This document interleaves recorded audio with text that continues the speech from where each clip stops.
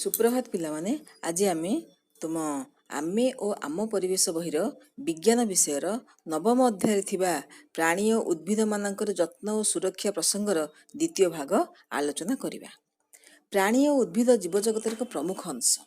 मनुष्य जगत एमानक बिना तिष्ठि रहिबा असंभव। मनुष्य जदि प्राणी और उद्भिदक जत्न और सुरक्षा न करिब तेबे प्रथमे मनुष्य जगत ही असुरक्षित होई पड़िबो। ए पृथ्वी रे आमे समस्ते परस्पर निर्भरशील। तेणु आमे किपरि प्राणी और उद्भिदंकर जत्न नेबा से संपर्क रे आलोचना करिबा नितांत आवश्यक अटे। पूर्व कालांशरे आमे प्राणी मानकर जत्न और सुरक्षा संबंध रे आलोचना करथिले। एबे आमे उद्भिद गुड़िकर जत्न संबंध रे आलोचना करिबा। अच्छा, तुमको गोटे गछर चारा दिया गला और तुमको बाड़ी रे किंबा विद्यालय रे लगेबाको कुहागला। गछ बड़ होई फूल फल हेबा पर्यंत से गछर समस्त दायित्व तुमको दिया गला। एथिबे तुमे कौन कौन करिवो? चारा लगाइबा परे प्रतिदिन गछरे पानी देबो। आवश्यक खत और सार ठीक समय गछको देबो।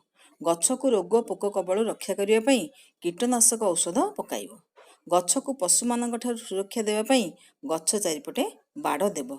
एही परि यत्न नेले गछ बड़ होई फूल फल रे परिपूर्ण होई पूर्णांग हेबो। एबे तुम बहिर 158 पृष्ठरे थिबा चित्र को देख। दुईटी चित्र मध्यरु केउ चित्र रे गछ गुड़िक भलरे बढ़िछन्ती ओ काहेकि कुह? प्रथम चित्रटी रे गछ गुड़िक भलरे बढ़िछन्ती कारण गछ गुड़िक उपयुक्त सूर्यालोक, जल, उर्वर माटी, खनिज लवण, खत और सार इत्यादि पाइछन्ती।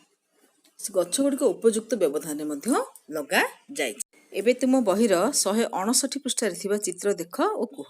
चित्र गुड़िकरे गछ मूलरे पानी रहिबा पई माहारा ओ मळा करा जाइछि। प्रथम चित्र रे पानी साहाय्य रे पानी दिया जाउछि। द्वितीय चित्र रे जणे पिला गछ मूलरे पानी देउछि। तृतीय चित्र रे जणे लोक तेंडा साहाय्य रे फसल क्यारी रे पानी मडौछि। हेले गछ पई पानी रो नितांत आवश्यकता रहिछि। एबे आम अंचल रे केउ उपाय रे फसल क्यारी रे पानी मरा जाए जानिबा। आम अंचल रे फसल क्यारी रे तेंडा सेना भली जंत्र साहाय्य रे जमी रे पानी मडा जाए। केतेक स्थान रे पंप साहाय्य रे पानी मडा जाए। केतेक फसल यथा धान, नलिता, आखु इत्यादि रे अधिक जल आवश्यक। एणु नदी रे बंध बांधी केनाल खोला जाई जल जोगाई दिया जाए। उर्वर माटी रे भल फसल हुए। तेले जमीर उर्वरता बढ़िया पई कोन करिबा? जमीर उर्वरता बढ़िया निमंते माटी परीक्षा कराई आवश्यक खत सार देबा आवश्यक। रासायनिक सार बदल रे जैविक खत देले माटीर उर्वरता बढ़े। धान चाष परे जमी रे डाली जातीय फसल चाष कले जमीर मध्य उर्वरता बढ़े। एबे जानिबा बगीचा चारि पाखरे बाड़ दिया जाए काहेकि? गाई, छेली, मेंढा आदि पशु मानक ठारू बगीचार गछ गुड़िक रक्षा करिया पई एहा चारि पाखरे बाड़ दिया जाय थाए। बेले बेले लंका गछर पत्र मोड़ी हो जाइथिबार देखिथिबो। एहा काहेकि हुए? विभिन्न रोग और पोक मानक कबलरू गछ को किपर रक्षा करिबा। माटी रे उपयुक्त खाद्य सारर अभाव जोगु एपरि हुए। कृषि विशारदंग सह परामर्श करी कीटनाशक औषध प्रयोग कले गछ को विभिन्न रोग और पोक मानक कबलरू रक्षा करा जाई पारिबो। पिला माने तुमे जानो कि बिलाती बाइगण चाष करा जाउथो जमी रे चारा लागिवा पूर्वरु निमपत्र गुंड पकाइले गछरे झाउला रोग हेबो नाही। लंका गछ मूलरे माछ धुआ पानी देले पत्र मोचा रोग हेबो नाही। एबे आमे फसल खाई जाउथिबा और फसल को नष्ट करथुवा जीव मानकर नाम जानिबा। सेगुड़िक हेले मूषा, झिंटिका, पंगपाळ, हाथी, मांकड़, पारा इत्यादि। शस्य क्यारी रु केतेक पक्षी और कीटपतंग शस्य गुड़िक खाई जाती। मांकड़ माने फसल नष्ट करथांती। हाथी माने मध्य फसल खाई जाती। एही प्राणी मानक दाउरू रक्षा करिया पई लोक माने शस्य क्षेत्र रे पाळभूत तयारी करथांती। शस्य क्षेत्र रे मंचा तयारी करी सेठारे रही शब्द करी हाथी मानक दाउरू फसल को रक्षा करती। आलोक जनता कृषि क्षेत्र रे रखिले कीटपतंग गुड़िक सेथिरे पड़ी मरती। एबे आमे जानिबा जंगल रे थिबा गछ गुड़िकर जत्न नेबा काहेकि आवश्यक। जंगलर वृक्षलतांग ठारू आमे अनेक उपकार पाऊ।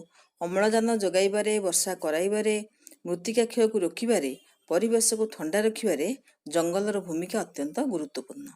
ଏହା ଛଡ଼ା ଜଙ୍ଗଲରୁ ଆମେ କାଠ, ମହୁ, ଝୁଣା, ଲାଖ, ପର, ଦାନ୍ତ ଆଦି ଅନେକ ମୂଲ୍ୟବାନ ଜିନିଷ ପାଉ। ଜଙ୍ଗଲରେ ଥିବା ଗଛଗୁଡ଼ିକରେ ଅନେକ ପଶୁପକ୍ଷୀ ନିଜର ବସା କରି ରହନ୍ତି। ତେଣୁ ଜଙ୍ଗଲରେ ଥିବା ଗଛଗୁଡ଼ିକର ଯତ୍ନ ନେବା ନିତାନ୍ତ ଆବଶ୍ୟକ।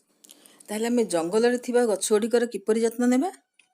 ଜଙ୍ଗଲର ଗଛଗୁଡ଼ିକୁ ଲୋକମାନେ ଯେପରି ମନ ଇଚ୍ଛା ନ କାଟନ୍ତି ତାହାର ବ୍ୟବସ୍ଥା କରିବାକୁ ହେବ। ଜଙ୍ଗଲର କୌଣସି ସ୍ଥାନରେ ନିଆଁ ଲାଗିଗଲେ ତୁରନ୍ତ ନିଆଁ ଲିଭାଇବାକୁ ହେବ।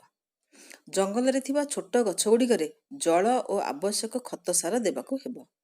ଜଙ୍ଗଲରେ ଥିବା ଛୋଟ ଗଛଗୁଡ଼ିକୁ ତୃଣଭୋଜୀ ପ୍ରାଣୀମାନଙ୍କ ଠାରୁ ରକ୍ଷା କରିବା। ଖାଲି ଥିବା ସ୍ଥାନରେ ଗଛ ଲଗାଇ ନୂଆ ଜଙ୍ଗଲ ସୃଷ୍ଟି କରିବା।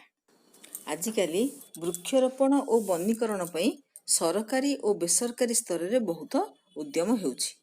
ରାଜ୍ୟ ଓ କେନ୍ଦ୍ର ସରକାରଙ୍କ ତରଫରୁ ପ୍ରତିବର୍ଷ ଜୁଲାଇ ମାସର ପ୍ରଥମ ସପ୍ତାହ ବନ ମହୋତ୍ସବ ସପ୍ତାହ ରୂପେ ପାଳିତ ହେଉଛି। ଲୋକମାନଙ୍କୁ ମାଗଣାରେ ଚାରା ଯୋଗାଇ ଦିଆଯାଉଛି। ଗ୍ରାମାଞ୍ଚଳ ରାସ୍ତା ଓ ଜାତୀୟ ସଡ଼କ ପଥ ପାର୍ଶ୍ୱରେ ବିଭିନ୍ନ ପ୍ରକାର ବୃକ୍ଷରୋପଣ କରାଯାଉଛି। ଗ୍ରାମ ନିକଟରେ ଥିବା ଖାଲି ସ୍ଥାନରେ ଓ ପାହାଡ଼ରେ ବୃକ୍ଷରୋପଣ କରି ତା'ର ରକ୍ଷଣାବେକ୍ଷଣ ପାଇଁ ଜନସାଧାରଣଙ୍କୁ ପ୍ରୋତ୍ସାହନ ଦିଆଯାଉଛି। ଜଙ୍ଗଲ ସୁରକ୍ଷା ପାଇଁ ସରକାରଙ୍କ ତରଫରୁ ଜଙ୍ଗଲ ସୁରକ୍ଷା ଆଇନ ପ୍ରଣୟନ କରାଯାଇଛି। ଓଡ଼ିଶା ସରକାରଙ୍କ ଜଙ୍ଗଲ ଓ ପରିବେଶ ବିଭାଗ ତରଫରୁ ପ୍ରକୃତି ବନ୍ଧୁ ପୁରସ୍କାର ଓ ପ୍ରକୃତି ମିତ୍ର ପୁରସ୍କାର ଦିଆଯାଉଛି। ପ୍ରକୃତି ବନ୍ଧୁ ପୁରସ୍କାର କ'ଣ? ପ୍ରତ୍ୟେକ ବ୍ଲକରେ ଜଣେ ବ୍ୟକ୍ତିଙ୍କୁ ଏହି ପୁରସ୍କାର ଦେବାର ବ୍ୟବସ୍ଥା ହୋଇଛି। ଯେଉଁ ବ୍ୟକ୍ତି ପରିବେଶ ସଂରକ୍ଷଣ ଓ ପରିବେଶ ସଚେତନତା ବୃଦ୍ଧି ଦିଗରେ ଅଗ୍ରଣୀ କାର୍ଯ୍ୟ କରୁଛନ୍ତି ତାଙ୍କୁ ଉତ୍ସାହିତ କରିବା ପାଇଁ ଏହି ପୁରସ୍କାର ଦିଆଯାଉଛି।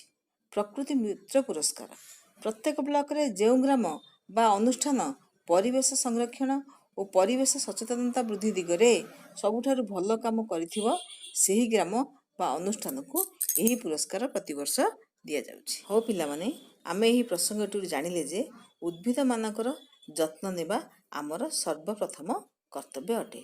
ଏଣୁ ଆମ ବାଡ଼ିରେ ଥିବା ଗଛର ଡାଳ ହାଣିବା ବା ପତ୍ର ଛିଡ଼ାଇବା ଉଚିତ ନୁହେଁ। ତୁମମାନଙ୍କୁ ବହୁତ ବହୁତ ଧନ୍ୟବାଦ।